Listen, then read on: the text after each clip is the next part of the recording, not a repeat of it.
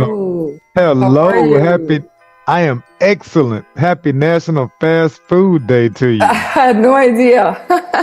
Yes, National Fast Food Day. My wife already brought in McDonald's for me, so Oh I'm yeah, already celebrating. I am already celebrating. that's funny. That's funny. They have a day for everything now, There practically. is, there is, and that's one of the big things that I use. I look up every morning when I wake up. I look up what to celebrate, what special things it about today. That way I can have some reason, no matter what. I've always got some reason to get out the bed and just smile and happy fast food day and whatever. I'm going to find Yeah. something. Yes, little things. It's finding little things, and then you just build up on it. Yep, it sure Be is. able It to, sure yeah, to be is. able to find that inner peace. And the inner piece is everything. The Everything. inside is just as important as the outside, if not I, more. I think it's more important. I think it's more important because I realize that you could have everything on the outside and still be very unhappy on the inside. So it really starts with the inside. In this world, we're taught everything external, and this is why most of us can't find happiness for most of our lives. But I think that it's the opposite. We should start looking inward and then filling our lives externally. So I think that, well, I believe the education system is really not appropriate. I feel it's broken, and it doesn't really give us the tools that we need for life. So that's my I big agree pet with you. peeve. Yeah. I agree with you. I agree with you. Well, welcome. Well, welcome very much to the podcast. It is Thursday, November 16th, and to make sure I'm saying your name correctly, will you pronounce your name for us? Pronounce your Sure, name my for name us. Naomi Nye. Naomi. Naomi Nye. Okay, so I would have said it right. If I would have started out with that, I Yeah. would have said it right. How's it going for you, Miss Nye? Happy National Fast Food Day to you. 1,000 thank yous Thank for coming you. on the podcast and talk to us today. Thank you for having me. Hey, Glad to no be problem at here. all. No problem at all.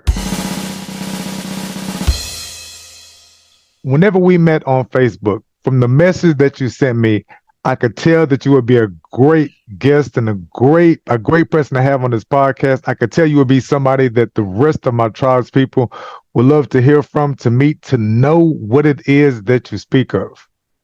Thank you. So No problem what at I all. what I speak of basically is I work with youth. I work with families, and the reason is a little bit because of what I told you about the education. I realized in my life I got to a point where I even tried to take my own life because of my challenges. I was born with a club foot. I have had so many complications, over 12 surgeries. I've had both ankles. I've had work on both ankles, hips replaced, 10 herniated discs. So I had a lot of challenges in my life. Also, growing up, I grew up in a very, very abusive home, a Jehovah Witness environment. I was Jehovah Witness till I was 27. So I had a very difficult upbringing. And the funny thing is, you think that when you leave that environment, that everything's going to be okay because you're in control. But what happens is you forget about the programs. And that's everything. Just like a computer has software programs, humans, we do too. And they're called patterns, patterns of behavior. And I was not aware of any of this because I had never delved into personal development. And when I started facing all this trauma, I went to therapists. I was on I was on over 30 medications a day, and nothing was helping. Nothing was helping. And when I got into personal development after a suicide attempt, that was when the light bulb turned on. And I realized, my goodness, why aren't they teaching this in school? This is vital. This is not a luxury for anybody. This is vital. All of us need to learn how to communicate, how to develop self-awareness. Most importantly, how to regulate ourselves and our emotions. You see all the violence that's going on today. It really stems from this individual lack of personal development, personal regulation, lack of emotional intelligence. And I really feel that if we all did this, we wouldn't need any of these governments. We wouldn't need anything because we could all individually have auto-dominion, right? And be able to control ourselves and live in a peaceful world. And that's why I chose, instead of working with anyone, to work with youth, because they are the future of our world, right? And we want to improve society. And so I thought, what better way than to help families and give them these tools? That is good stuff. I know exactly what you speak of when you say that you connected with the youth because of what you've been through. It's the reason why I speak to people in wheelchairs, because I'm severely disabled. I'm in a wheelchair myself now. You spoke at the club foot and the surgeries and the physical limitations that you've been through. Yes. Like I just told you, I'm severely disabled. I have primary progressive multiple sclerosis. So I was walking, talking. It's good that we connected, because so much of what you spoke of, I could just go on and on about how I feel that connects us. I used to be a school teacher. I taught middle school students, and I did middle school for almost 20 years. I ended up doing a class, adaptable behavior. So all of my kids were the ones who have been through, well, who have had tough childhoods. They're coming to school. They are selling drugs. They're fighting, they're skipping, they're doing all types of wild out stuff. And over 88% of avid students, the class that I taught, went to a educational program. It could be a junior college, it could be a technical school, it could be a 4-year college, but over 88% left middle school and graduated high school and went on to become first generation college goers and doing other type of stuff. Yeah. So what you speak of about speaking to the youth, that is big. I've seen it. I know it. I feel it. Yeah. That is big. And also because I feel that a lot of youth, and I feel that a lot has to do with the system. I feel that the system preaches the victimhood mentality, this sense of entitlement, and so it permeates our society. And it makes me sad, because when I look at youth and I look at these kids online, they have so much to look forward to. I mean, look at us. I spend half of the year where I really can't walk because the swelling is so intense in my feet that I do work like this, but I can't be walking around. I can't be exercising. I can't be doing stuff. And so I thought, people like us are the ones that should be talking to you to say, hey, you have so much to look forward to. You have so much going for you. Don't let your mind take over, right? Because that's what our mind does. It does it to protect us. We know this, that we have that survival brain that is always looking for danger, because it's still looking for that saber-toothed tiger that existed thousands of years ago. And here we are in this new society, and our brain still hasn't adapted to the technology, right? And so we're looking online and we see these people with great lives and we get down. So it's just teaching youth the mindset to be able to see the glass half full, right? I like that. If you think about it, we always have something to be grateful for. The thing is what we choose to focus our mind to. And I teach youth about the default mode network, because that is like, for example, you've never seen a purple car, but then your friend buys a purple car, and now all of a sudden you see purple cars everywhere, because that's what the mind does, right? Our mind really captures everything. That's why when people are hypnotized, they're able to speak other languages and stuff like that, because they remember, because we do take everything in, just like computers do, but it's just stored in our subconscious. So how do we bring it to the surface? Right? And that's what the default mode network does. It helps you take everything out and focus on what you need to focus, but we have to train it. Because if we sit there focusing on, oh man, I don't have this, and all my friends have that, and I don't have the latest, video game, or, I don't have the latest iPhone, and we focus, all that default mode network is going to give you is that it's going to show you more of that. And so that's why training our mind to be able to, like I said, look at the cup half full instead of half empty, to me is a game changer. It's everything. It's absolutely everything. Yeah, perspective is a huge part of it. We spoke earlier about how we both feel the inside is more important than the outside, and that's part of it. That perspective, knowing how to view the world, understanding that things can still be good, being grateful, Knowing the Yes. difference between being grateful, showing gratitude, all those are elements of that inside. Whenever we are talking about 2023 and you're working with the youth, and with the youth now, of course, things are different since we have grown up. So Oh yeah. computers, cell phones, all this stuff was always a part. That feels to be a part of the youth themselves. They almost cannot separate themselves from the online piece.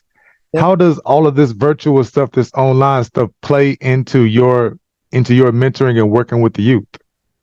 Well, what I try to teach, just like the youth as the parents, is that use social media. Don't let social media use you.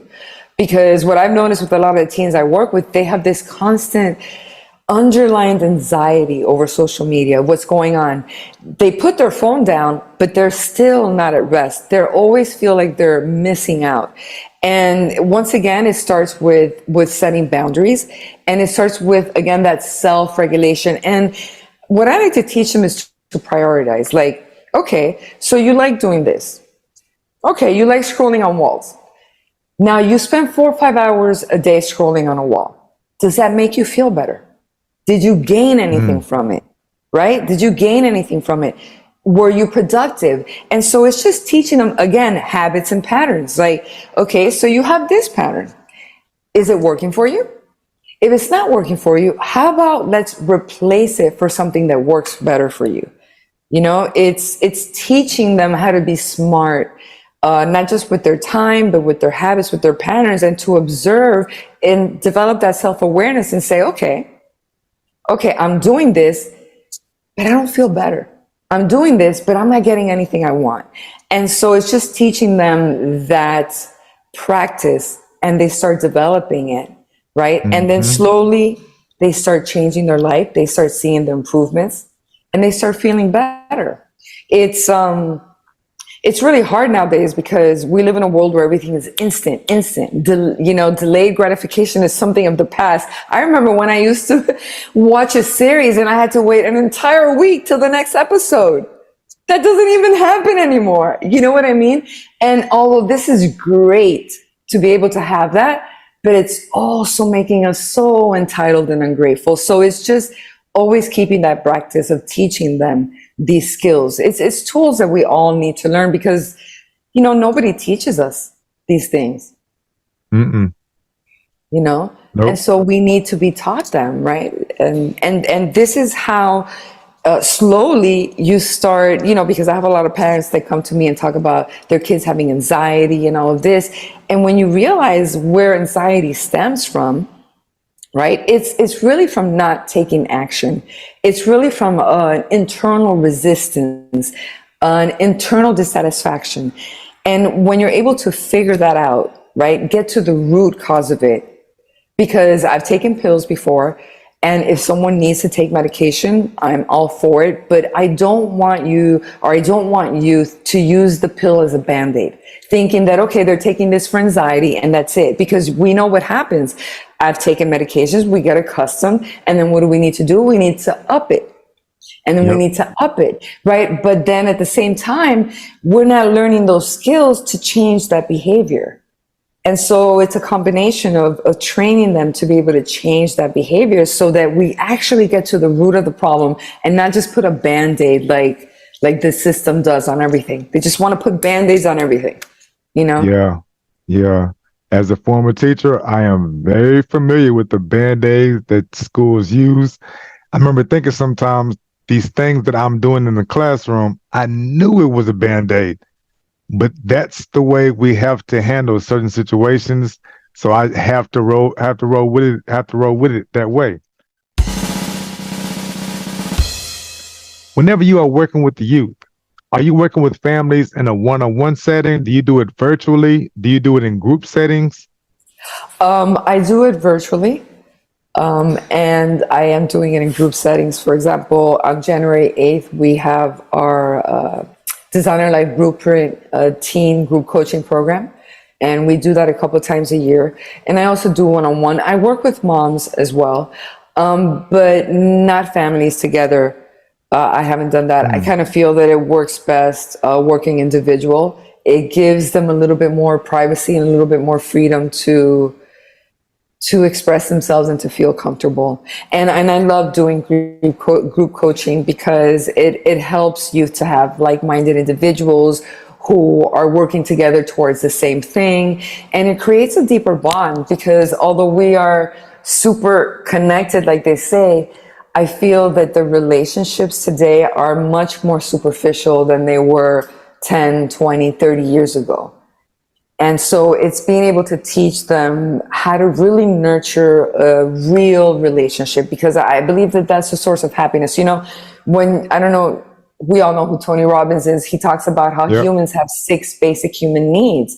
And one of these human needs is belonging. And it's predominant in youth because that is when we're coming out into the world, when we're socializing, when we're experimenting with our identity, we're learning about our sexuality, we're learning about everything. And, you know, peers, having that group, having that tribe is really, really important. And I feel like that's something that's lacking. So it's something that we want to bring, right? That positive reinforcement, that tribe, like you say. I'm big on that word, tribespeople. Yes. Yeah. I'm huge on those words. When I first got diagnosed, I struggled with this illness. Of course, anybody would, as you are becoming disabled and things are mounting up. But once I found that community, once I found those tribes people, I understand that there were people out there who were just like me, who didn't want to take the medications, wheelchair bound, but they're still drinking. I use a lot of cannabis to treat myself. So my two biggest things I use to treat my illness are mindset and cannabis. And once I found people online, started talking to people online who do the same thing, we're all talking about how to use it, how to smoke it, which one is good, which one is bad, just different ways. All of that exploded, blossomed, and I stopped feeling so alone.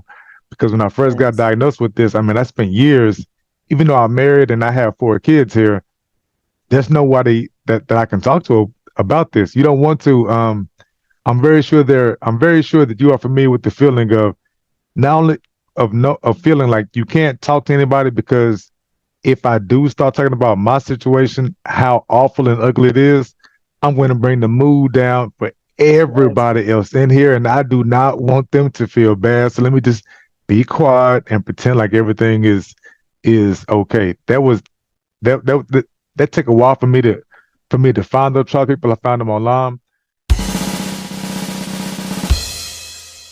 You spoke of leaving the Jehovah's Witnesses. Did you find tribes people before they gave you the strength to leave, or did you have to find those tribes people in the community after you left? After I left, I decided that I could not take this environment anymore. And well, the story of my family got very serious. Very serious. There was police and everything involved, and I stayed to support my mother, but I couldn't do it anymore because I realized that this wasn't going anywhere. This wasn't a healthy environment, and I can't help someone who doesn't want to help themselves. You understand? Yes. Like I can't carry you. You know, I can only do it for so long. You know, and this is something that we need to understand, you know, when it comes to attachment. And I have a great relationship with my mother now, so it's not that. But, you know, we attach ourselves and it's hard to let go because we feel that obligation. But sometimes we do have to let go because in the end, this is our experience. Our parents brought us into this world and it's a great gift, but it's our experience to have, you know? And so I decided to leave the nest when I couldn't anymore. And I was like 26 and a half years old. And no, I did not have anyone. I had to find my tribe and start all over. And that was where things got really, really difficult because, of course, you know, I thought I'm free, but I didn't realize that I had taken the prison with me. It was in here. And that was where my real journey began.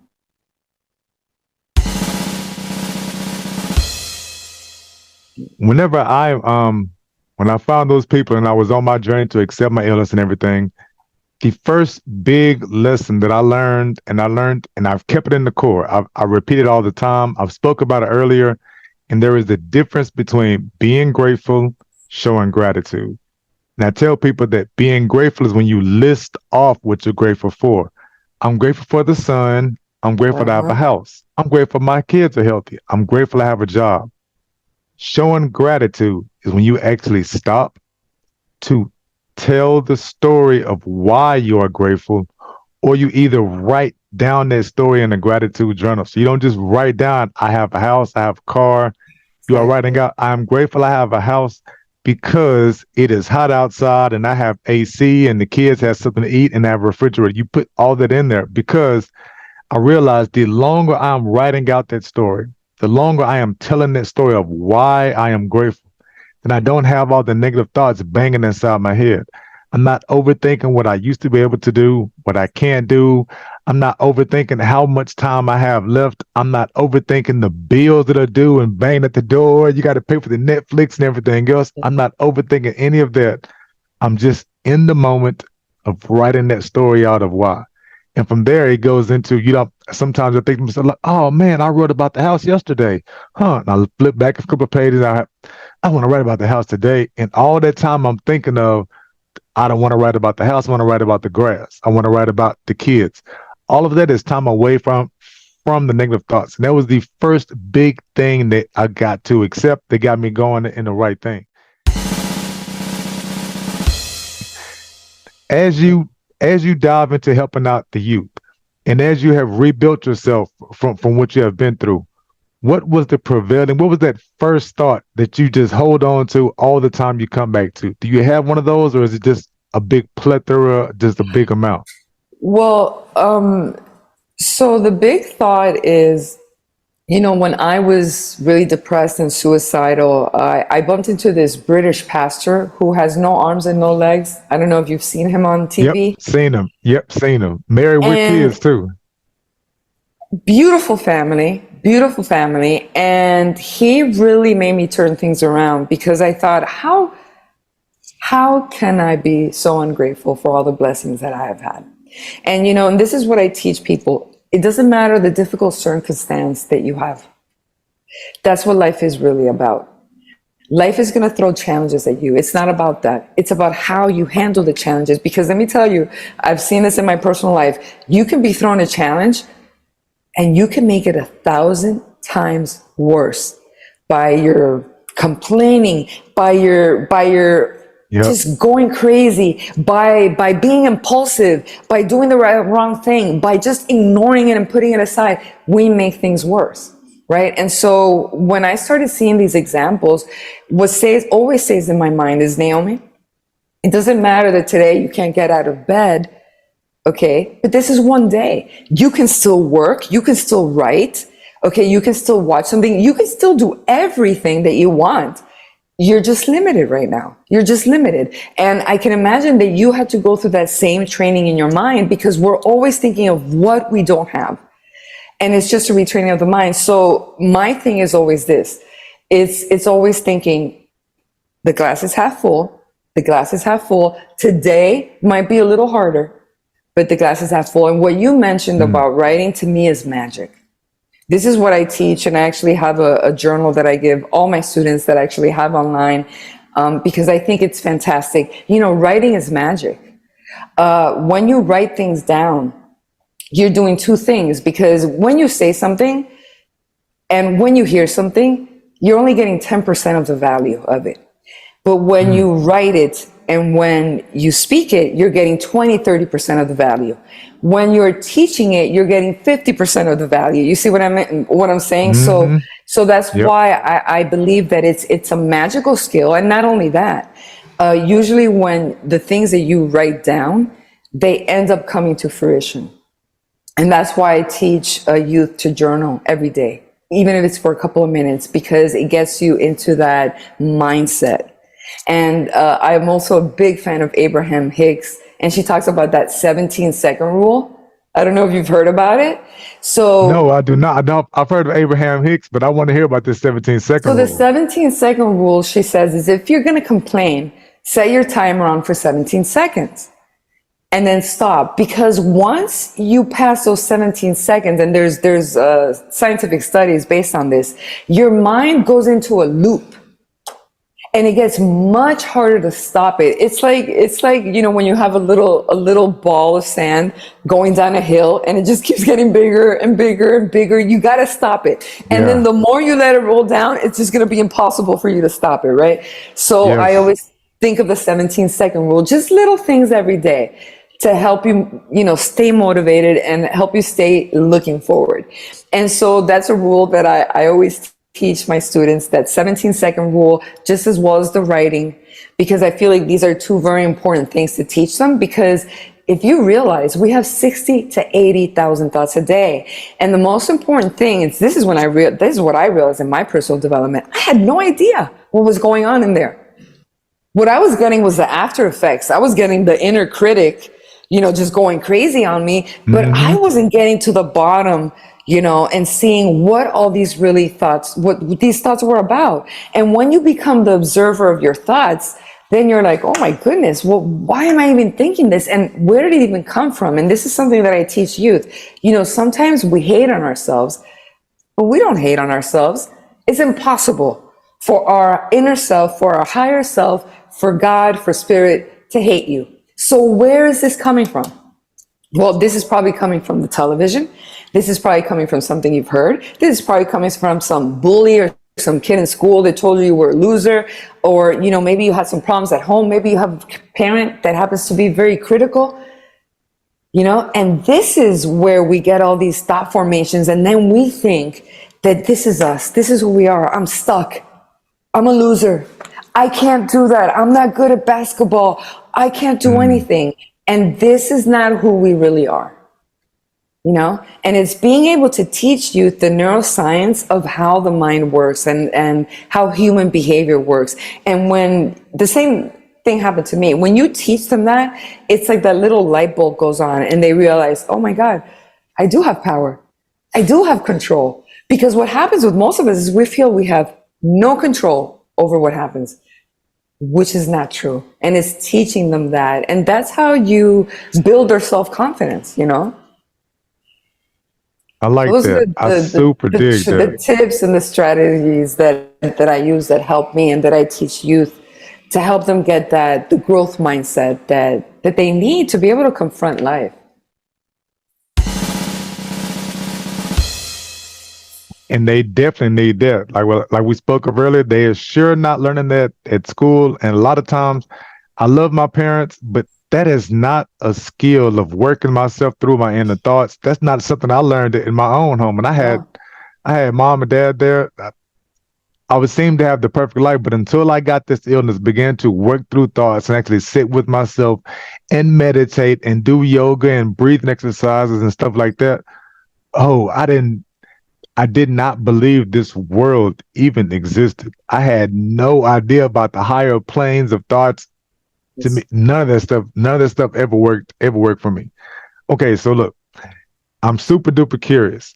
Now, I just spoke about the difference between being grateful and showing gratitude. Is there a story of gratitude that you want to share with us today? Something that happened and you can tell us why you're so grateful about it? Well, the reason why I'm so grateful is because I feel that I was running most of my life searching for the wrong things. So we live in this world and they teach us, you got to have the house, you got to have the car, you got to have the money, you got to have this beautiful thing and all these external things, right? And that was what I spent most of my life chasing. And I didn't realize that was where the source of emptiness came. Because remember, when we focus on our world, on our external world, and we ignore our internal world, we can't be happy. And in a way, although all these terrible things happened to me and I've gotten so sick, for many years I asked myself, because, my health got so complicated and it was very unnecessary. It was medical negligence. There was parental negligence. There was so much that happened that didn't have to happen, that could have saved me 10, 15 years of trouble and not have to undergo what I have to go through. And what I realized was, wow, if I hadn't experienced all of this, I would not be the person that I am today, and I would not be able to do what I am doing today. and which is what makes me happy and what makes me feel truly fulfilled. And this is why I love teaching youth about purpose and meaning. Because if you think about it, I know that atheism runs very big now, but I don't believe that it's our true human nature to be atheist. I believe that we were all born with this innate desire, this innate feeling to believe in something bigger than ourselves. Right? And you could call it God, you can call it spirit, you can call it source, you could call it your higher self, you could call it energy or creation. The universe. Yep. The universe, right? But we all have that need. And if you notice, a lot of these secular people right now are, to me, I feel like they're worshiping the earth with this climate movement. Because I feel it stems from that innate desire to believe in something bigger than yourselves. But when you teach someone purpose, and we all have a purpose, it doesn't matter what it is. For example, I have friends who find their purpose in just raising their family and making sure that their family has everything they need. There are people who find purpose in what they do, whether it's creating or doing something or entrepreneurship. But when you find meaning in life, you're able to tolerate, I would say, practically anything. And if you look at the stories of people that have been through horrible times, like even the Holocaust and stuff like that, what kept them going through all of that was keeping that purpose. I am here for a reason. I am bigger than this. I am bigger than my external circumstances.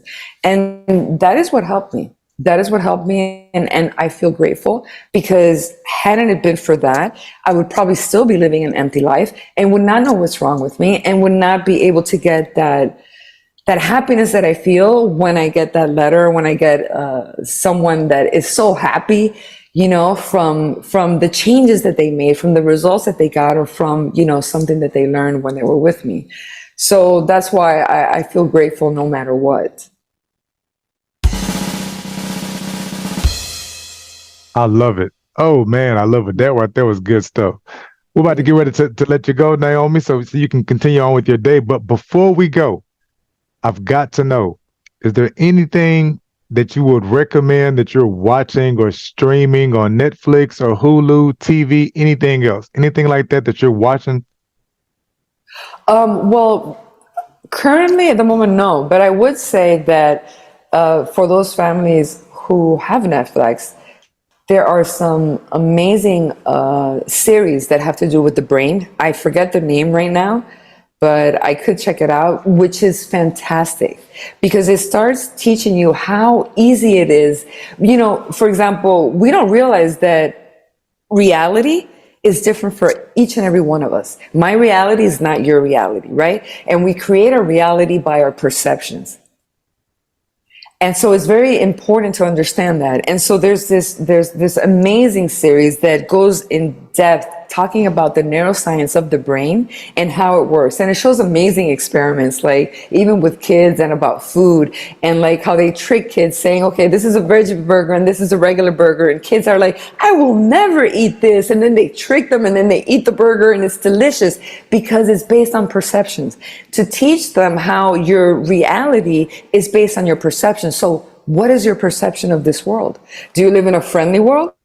Or do you live in a hostile world, right? What kind of world do you live in? And so it's very interesting. I would suggest it to everyone because it really teaches us a lot about ourselves. And I feel that the more that we know about ourselves, the better our lives will be. Yes. Oh man, that was a good one. That is the way to end an episode of Mindset Over Bullshit. Naomi, 1,000 thank yous for gracing the podcast, discussing with us mindset, how to work with youth, the things that you do to help the youth elevate themselves and get themselves into a better situation. I'm loving it. I dig it. I'm going to support you by sharing what you're doing. That's why I want to join this podcast. I want to make this, I want to put this out there for everybody else to see it. I'm going to make sure I send it to you also so you can use it as marketing or advertising or promotions or however you need to. Again, 1,000 thank yous, Naomi, for rocking with us. And I hope you enjoy the rest of your National Fast Food Day. Well, thank you for having me. And I also hope you enjoy your McDonald's, or if you already had it. That I did. I'm ready. I'm now ready to move on to Whataburger. I got a whole plan to do this fast food today. I'm ready for Whataburger now. Oh, you're going all in, 100%. I'm going all in, 100% all in. You enjoy the rest of your Thursday, man. You too. It was good talking to you, Keith. Yes, love it. Yo, what is this podcast about? I am Kendrick Avant. The podcast is Mindset Over Bullshit, and I am teaching wheelchair users and anybody with limitations tricks of how to remain positive so you can get through your day.